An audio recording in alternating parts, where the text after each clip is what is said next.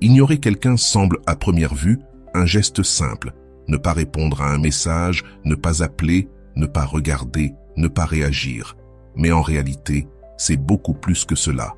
Ignorer est un acte psychologique chargé de sens parce qu'il touche l'un des points les plus sensibles de l'être humain. Le besoin de reconnaissance. Nous avons tous, absolument tous, besoin de sentir que nous sommes vus, validés et que nous comptons dans la vie de quelqu'un. Lorsque cette reconnaissance est interrompue, ce qui apparaît n'est pas de l'indifférence, mais un vide difficile à supporter. Et ce vide fait beaucoup plus mal que ce que la plupart des gens sont prêts à admettre. Réfléchis un instant. Que se passe-t-il dans ton intérieur lorsque quelqu'un à qui tu écris décide de ne pas te répondre? Que ressens-tu lorsque tu appelles et qu'on ne décroche pas, ou lorsque tu sens que ta présence ne provoque plus aucune réaction? Une sensation immédiate d'insécurité se déclenche, une perte de contrôle, et soudain ta tête commence à chercher des explications. Est-ce que j'ai fait quelque chose de mal? Est-ce que je ne l'intéresse plus?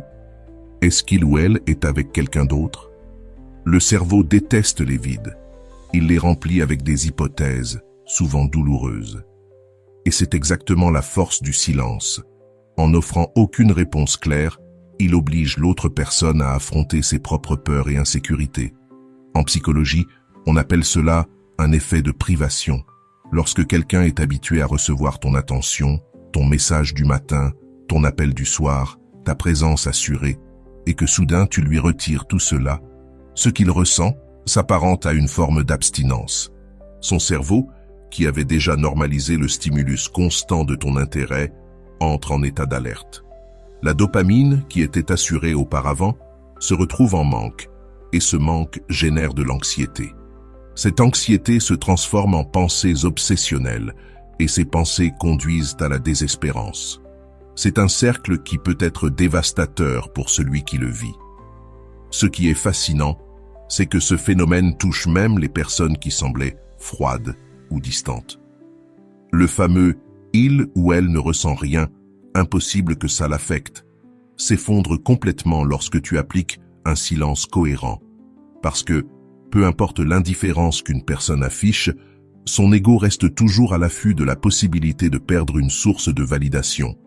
Et quand tu retires cette validation, même s'il ne le montre pas, un véritable séisme émotionnel se déclenche en lui. Il peut réagir avec colère, avec fierté, avec excuse, mais la vérité est simple, ça lui fait mal. Avant de continuer, si tu n'es pas encore abonné à ma chaîne YouTube, je t'invite à le faire dès maintenant. En t'abonnant, tu seras informé de toutes mes nouvelles vidéos, ce qui te permettra de ne rien manquer de contenu précieux. Ici, je dois faire une clarification essentielle. Ignorer ne doit jamais être utilisé comme un jeu de manipulation. Il ne s'agit pas d'une stratégie pour contrôler l'autre ou pour qu'il se mette à genoux devant toi. Cette utilisation transforme le silence en arme toxique et destructrice. Ce que nous défendons ici, c'est l'indifférence comme acte d'amour-propre. Ignorer non pas pour punir, mais pour te libérer. Non pas pour manipuler, mais pour protéger ta paix. Si quelqu'un ne te donne pas la place que tu mérites, s'il ne reconnaît pas ta valeur, alors ta dignité exige que ce soit toi qui te retires. Et ce retrait conscient fait souvent plus mal à l'autre que n'importe quelle confrontation. La différence se trouve dans l'intention. Se taire par peur n'a rien à voir avec se taire par dignité. Le silence de la peur naît de l'insécurité, de l'incapacité à faire face, de l'attente que l'autre décide. Ce silence te paralyse. À l'inverse, le silence de la dignité naît de la clarté. Je sais qui je suis, je sais ce que je mérite, et je ne vais pas mendier ce qu'on ne veut pas me donner. Ce silence te renforce, et même s'il peut être inconfortable au début, c'est le seul chemin réel vers la liberté émotionnelle. Beaucoup me demandent, Walter, ignorer fonctionne vraiment? Quelqu'un se désespère vraiment quand j'arrête de le chercher? Et je réponds toujours la même chose. Ce n'est pas une formule magique pour manipuler. Ce qui se passe, c'est que quand tu ignores depuis l'amour-propre, tu changes complètement le scénario de la relation. Tu brises le schéma de poursuite. Tu sors du rôle de celle ou celui qui donne toujours, qui cherche toujours, qui soutient toujours.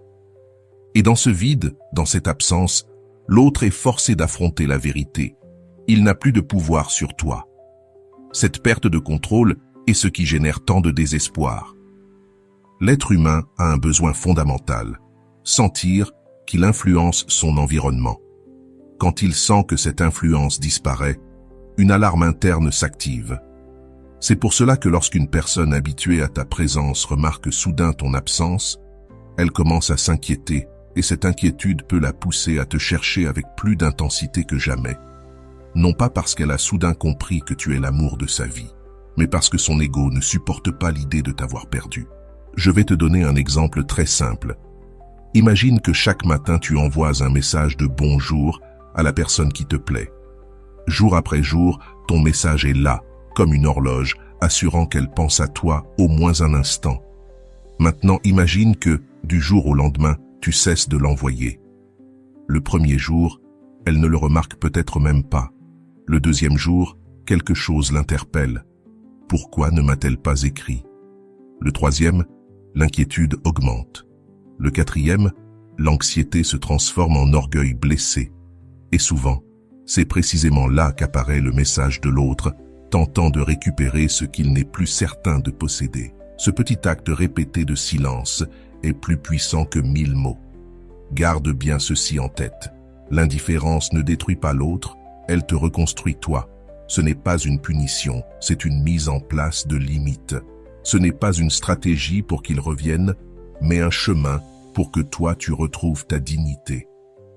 Et la grande ironie, c'est que lorsque tu parviens vraiment à lâcher prise et à concentrer ton énergie sur toi-même, c'est souvent à ce moment-là que l'autre revient, désespéré et confus, tentant de retrouver l'attention qu'il a perdue. Mais la véritable question n'est pas « va-t-il revenir ?» La vraie question est « seras-tu prête à l'accepter selon tes conditions ou préfères-tu avancer ?» La véritable force se trouve là. Ne pas utiliser le silence pour te venger, mais pour te guérir, car la haine te lie encore. L'indifférence, elle, coupe la corde. Tu cesses d'être enchaîné à ce que l'autre fait ou ne fait pas. Tu récupères ton temps, ton énergie, ta vie. Et même si cela peut provoquer sa désespérance, l'essentiel est que cela te rend à toi ta liberté. Quand tu choisis d'ignorer quelqu'un, ce n'est pas que tu ne réponds pas. Tu touches un point neurologique extrêmement sensible, celui du rejet social. Et comprendre cela est fondamental pour comprendre pourquoi l'autre peut se sentir si déstabilisé.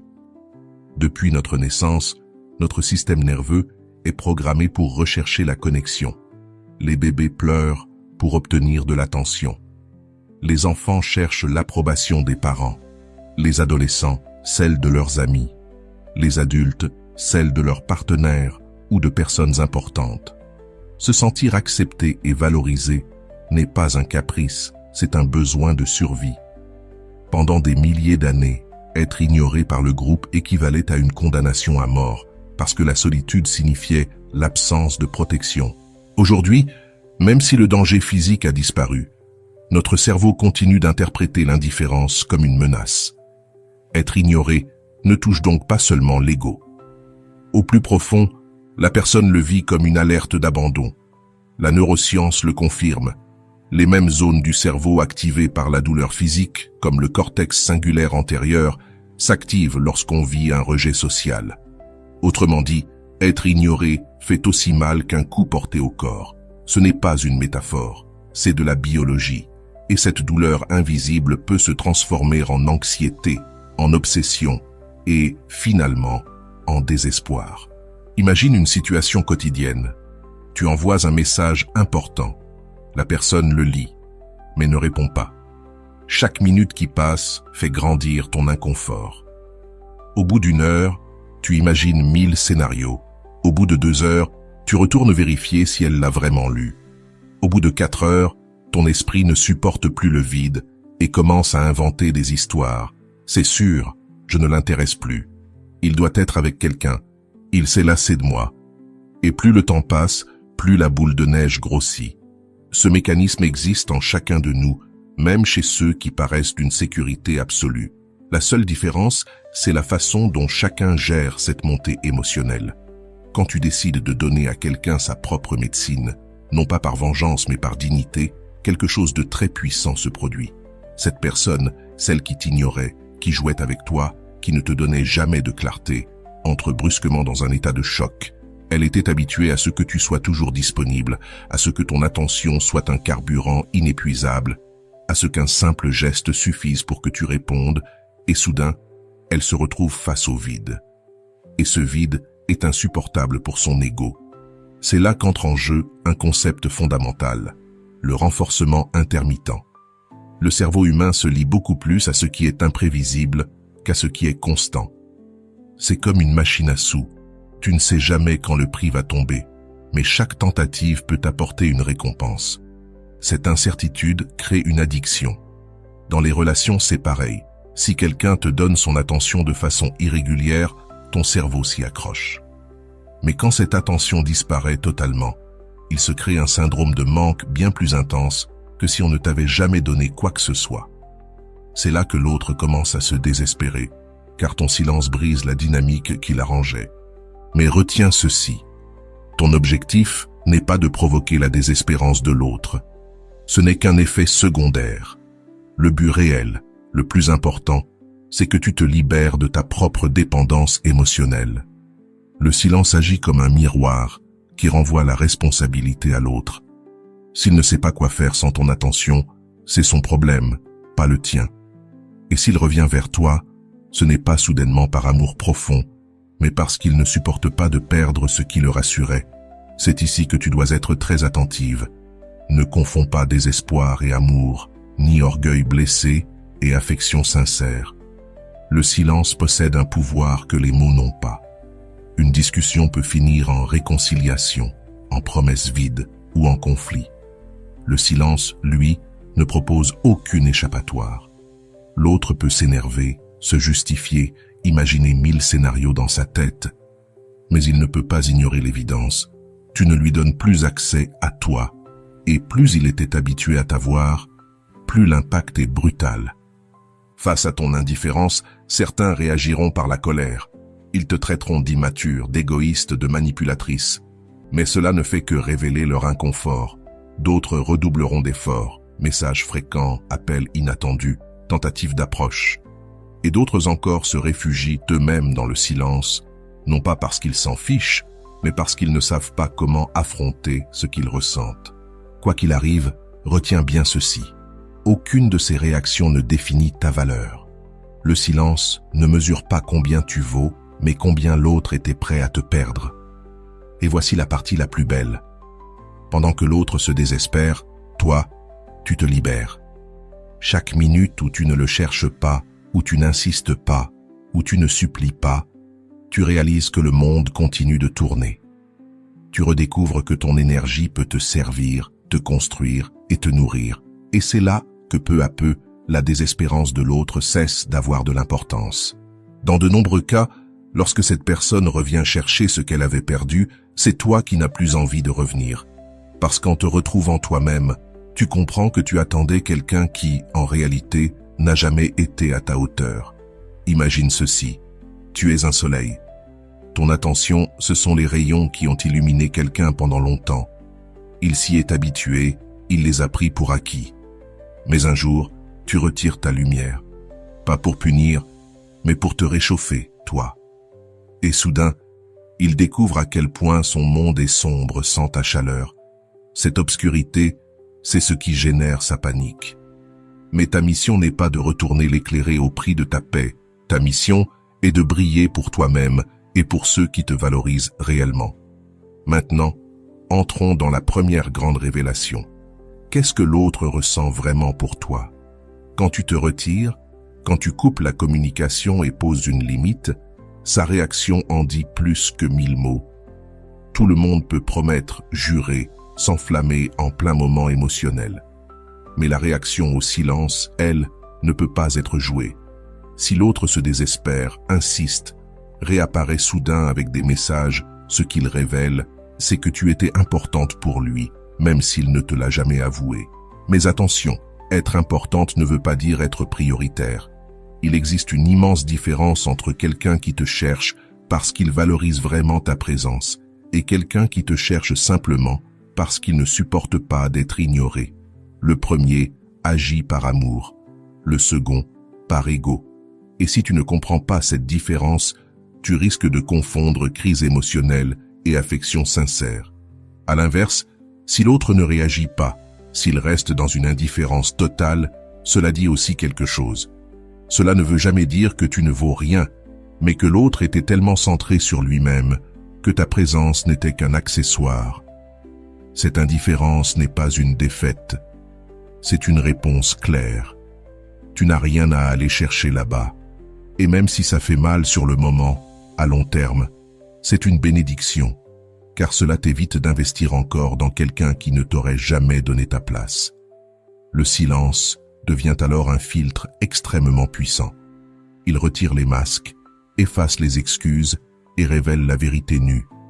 Grâce à ton indifférence consciente, tu sépares ceux qui te valorisent de ceux qui jouaient avec toi. C'est comme couper la musique dans une fête.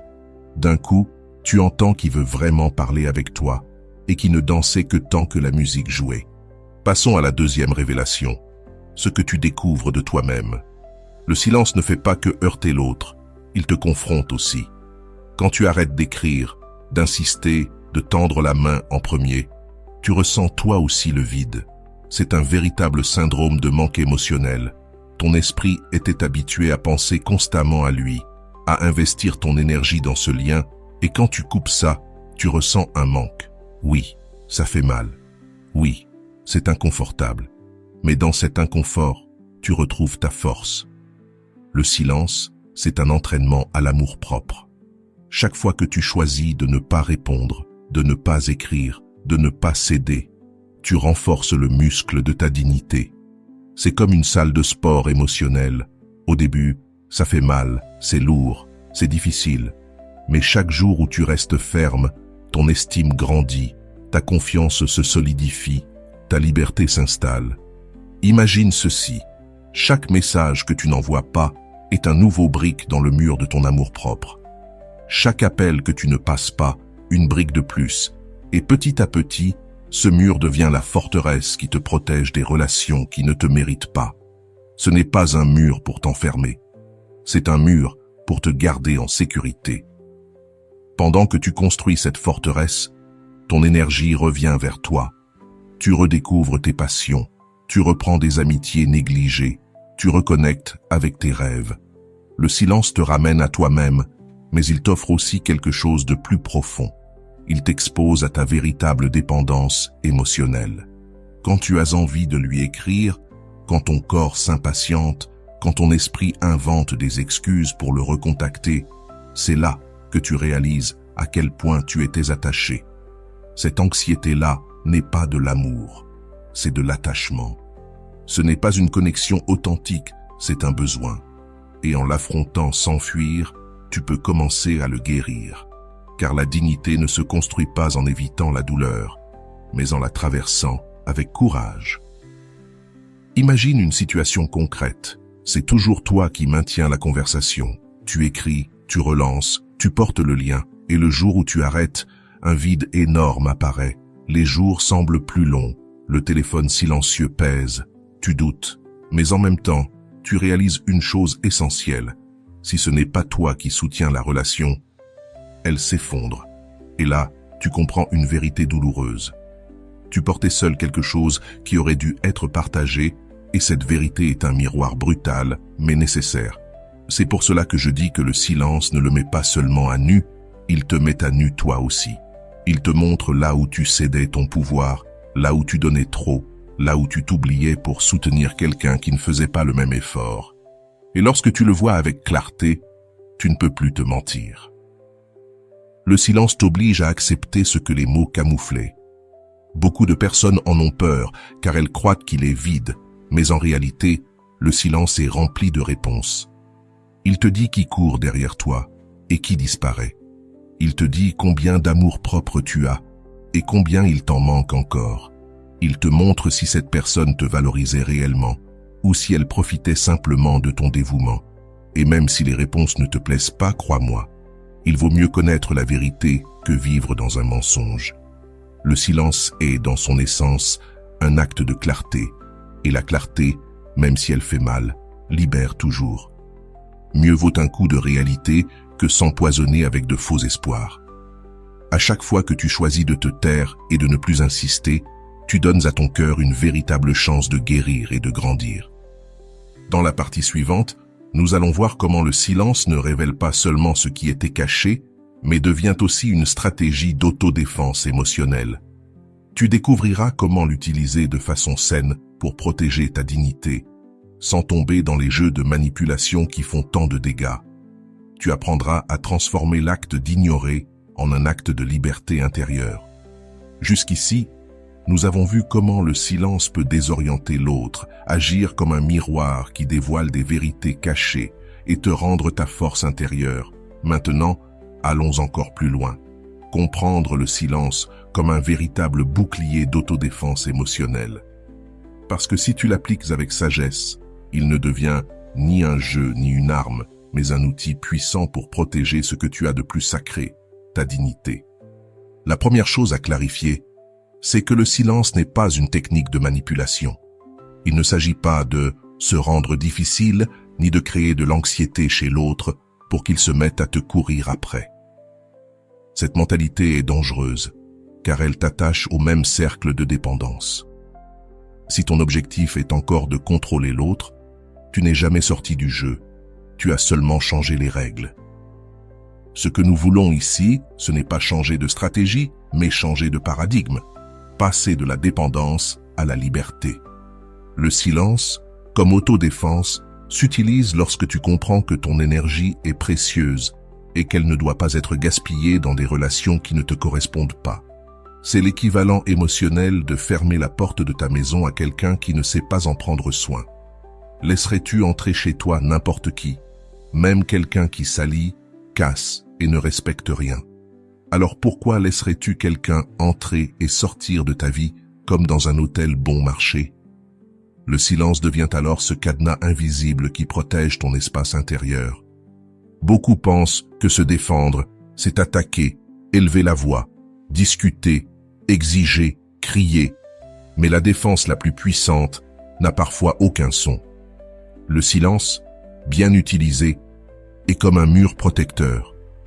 L'autre peut le frapper, l'insulter, tenter de le briser, mais il ne parvient pas à le traverser, et tandis qu'il s'épuise dans sa propre impuissance, toi tu te renforces dans ton calme. Ce n'est pas facile, car cela exige de contrôler l'anxiété de répondre, mais c'est profondément libérateur. Imagine une métaphore, le silence est comme une forêt en hiver. De l'extérieur, elle semble vide, morte, sans vie. Mais sous la surface, les graines se préparent, les racines poussent, des processus invisibles sont en cours. C'est exactement ce qui se passe en toi quand tu choisis de te taire. De l'extérieur, on dirait que tu ne fais rien, que tu te contentes de ne pas répondre. Mais à l'intérieur, ton cœur guérit, ton estime se reconstruit et ta dignité enracine quelque chose d'encore plus solide. Maintenant, comment l'appliquer sans tomber dans la manipulation? Tout dépend de l'intention. Si ton intention est de punir ou de te venger, ton silence sera contaminé par le ressentiment et ne fera qu'engendrer plus de douleur. Mais si ton intention est de te protéger, alors ton silence devient un remède.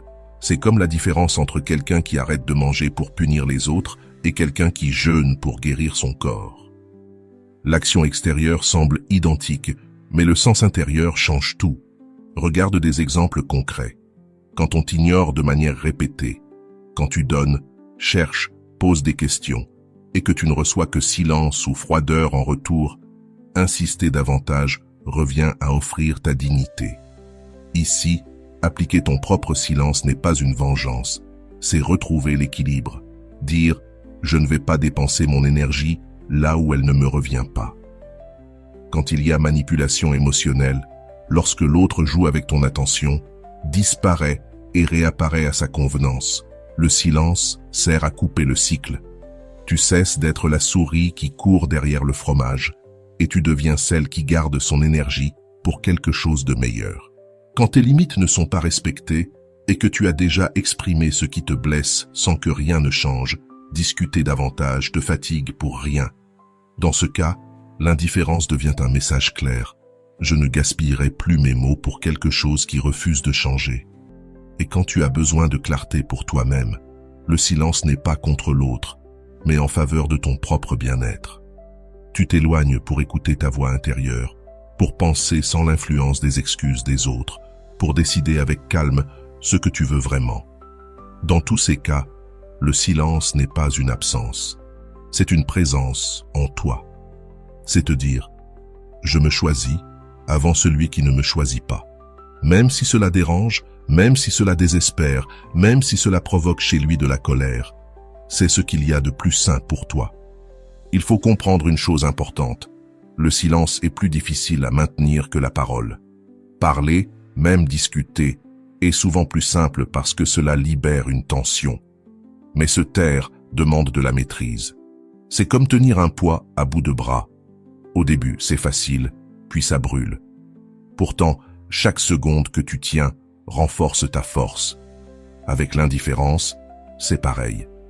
Au début, ça fait mal, ça te ronge, tu veux céder, mais si tu tiens bon, ta dignité finit par devenir plus forte que n'importe quel élan impulsif. Et voici le paradoxe.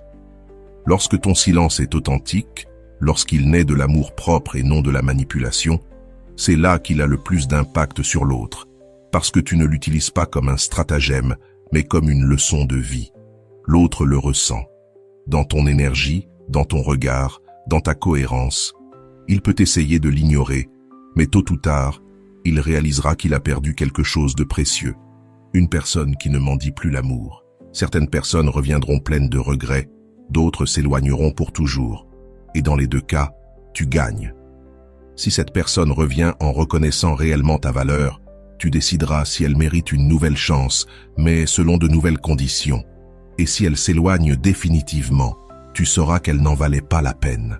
Le silence te donne cette clarté. Il te place dans le rôle d'observatrice, pas dans celui de victime.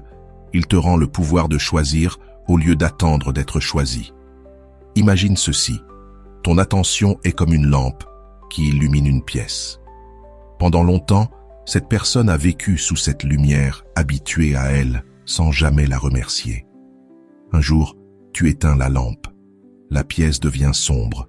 Et soudain, cette personne réalise à quel point elle dépendait de ta lumière. Peut-être essaiera-t-elle de l'allumer, peut-être frappera-t-elle désespérément l'interrupteur, peut-être restera-t-elle immobile dans le noir. Mais toi, tu n'es plus la lampe à sa disposition. Tu décides si tu la rallumes, si tu la tournes vers quelqu'un d'autre, ou si tu l'utilises pour éclairer ton propre chemin. Le silence est, en définitive, un acte de souveraineté émotionnelle. C'est la manière de dire « ma paix n'est pas à vendre, mon attention n'est pas gratuite et ma dignité n'est pas négociable ». Et quand tu atteins cet état, même si l'autre se désespère, tu découvres que tu n'as plus besoin de sa réaction pour te sentir complète. Parce que la vraie liberté n'est pas qu'il te cherche, c'est que tu n'en aies plus besoin. Dans la prochaine partie, nous parlerons de la différence entre ignorer avec ressentiment et ignorer avec amour propre. L'un t'enchaîne à l'autre, l'autre te libère vraiment. Comprendre cette différence est essentiel pour que ton silence ne devienne pas un poison, mais le remède qui guérit ton cœur. Ignorer quelqu'un pour le punir, c'est comme boire du poison en espérant que l'autre tombe malade. Oui, tu choisis de ne pas répondre, tu choisis de ne pas écrire, tu choisis de couper la communication, mais tu le fais avec de la rage, avec l'intention de blesser, de rendre la douleur, et cette intention devient une chaîne invisible qui continue de t'attacher à l'autre. Parce que même si tu ne parles pas, tu continues de penser à lui, tu continues d'attendre sa réaction, tu continues d'observer s'il se désespère, s'il appelle, s'il revient. Le ressentiment transforme le silence en une prison déguisée en liberté. Ignorer depuis l'amour-propre, en revanche, est complètement différent. Ici, l'intention n'est plus de faire souffrir l'autre, mais de te protéger toi. Tu ne le fais pas pour qu'il souffre, mais parce que tu comprends que ton énergie, ta paix et ta dignité méritent une protection. C'est un silence qui naît de la clarté. Ça ne me fait pas du bien, ça ne m'apporte rien, ça ne me respecte pas. Alors je m'éloigne. Et le plus puissant, c'est que lorsque tu ignores depuis cet espace intérieur, tu cesses d'être dépendante de sa réaction. Qu'il revienne ou non, qu'il se désespère ou non, cela cesse d'être important. Ce qui compte vraiment, c'est toi. Laisse-moi te donner un exemple pour rendre cette différence évidente. Imagine deux personnes qui décident d'arrêter d'écrire à quelqu'un. La première le fait avec du ressentiment. Chaque jour, elle regarde son téléphone en espérant un message. Elle se met en colère quand il n'arrive pas. Elle se nourrit de l'idée que l'autre doit souffrir de ne plus m'avoir. Elle reste pendue à lui, même si elle ne le contacte pas. Son silence est bruyant à l'intérieur, rempli de haine, d'attente, d'obsession. La deuxième personne, elle aussi, décide de se taire. Mais elle le fait avec sérénité. Elle se concentre sur sa vie, sur son travail, sur sa famille, sur ses projets. Le téléphone cesse d'être le centre de son attention. Son silence est rempli de paix, pas de colère. La première reste prisonnière. La deuxième est déjà libre. Alors, je veux t'inviter à réfléchir. Depuis où te tais-tu? Depuis un désir de vengeance ou depuis un désir de guérison? Si tu regardes encore chaque notification en espérant un message, si ton silence te provoque de l'anxiété parce que tu n'arrives pas à te détacher de l'attente, alors oui, il y a encore du ressentiment. Et ce n'est pas grave. Cela fait partie du processus. Ce qui compte, c'est que tu le reconnaisses et que tu commences à transformer cette énergie en quelque chose de plus sain. Comment transformer le silence du ressentiment en silence d'amour-propre? La clé, c'est de changer ton point de focus. Arrête de te demander ce qu'il fait. Arrête d'imaginer comment il réagit sans toi. Et commence à te demander, de quoi ai-je besoin, moi, maintenant? Peut-être que tu as besoin de te reposer, de soigner une blessure, de te reconnecter à tes amis, de reprendre une passion oubliée. Chaque fois que ton esprit retourne vers lui, ramène-le à toi. Fais de toi le centre de ton attention. Parce qu'au fond, c'est exactement ça, le but du silence. Couper le lien de dépendance et rediriger ton énergie vers ta propre vie. Une autre différence fondamentale est que le ressentiment maintient le lien vivant même sans contact. Tu restes attaché parce que ta colère est une autre forme de dépendance. L'amour-propre, lui, coupe le lien à la racine. Tu n'as plus besoin que l'autre reconnaisse ta valeur parce que tu l'as reconnue toi-même, et c'est là toute la différence entre le silence qui empoisonne et le silence qui guérit. Laisse-moi te donner une métaphore qui peut t'aider. Imagine que ton cœur est un jardin.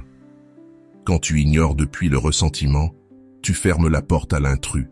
Mais tu continues d'arroser les mauvaises herbes, la colère, la vengeance, l'obsession. Le jardin reste empoisonné. Quand tu ignores depuis l'amour-propre, tu fermes la porte de la même manière. Mais cette fois, tu arraches les mauvaises herbes et tu plantes de nouvelles fleurs. Peu importe ce que l'intrus fait dehors, ton jardin commence à fleurir de l'intérieur.